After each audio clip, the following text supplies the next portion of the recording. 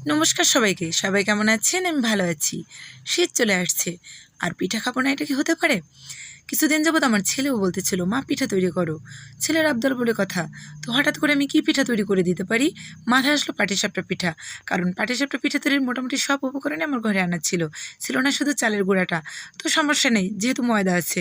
কিছু দুধ আমি ভালোভাবে গরম করে পুরোপুরি ঠান্ডা করে তার মধ্যে ময়দা ও চিনির মিক্সড তৈরি করে রাখলাম। এবার আমি কিছু পরিমাণ দুধ জেলে নিলাম। সুজি ও আখের গুড় দিয়ে সুন্দর দুধের ক্ষীর তৈরি করলাম। ফ্লেভারের জন্য সামান্য এলাচ গুঁড়া দিলাম, যেটাকে আপনারা পুরও বলতে পারেন।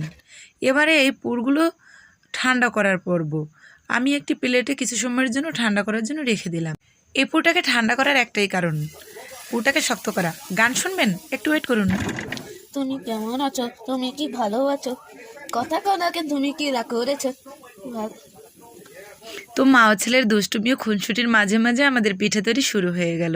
আমি প্যানটাকে ভালোভাবে গরম করে নিয়ে পিঠে তৈরি শুরু করলাম এবং পুরগুলো পিঠের মাঝখানে দিলাম এবং আমার পিঠে তৈরি হয়ে গেল। তো ভিডিওটি কেমন লাগলো, আমার পিঠে তৈরি কেমন হলো, অবশ্যই কমেন্ট করে জানাবেন এবং আপনার মূল্যবান সময় ব্যয় করে এই ভিডিওটি দেখার জন্য আপনাকে জানাই অসংখ্য অসংখ্য ভালোবাসা। আপনার জন্য শুভকামনা। ভালো থাকবেন।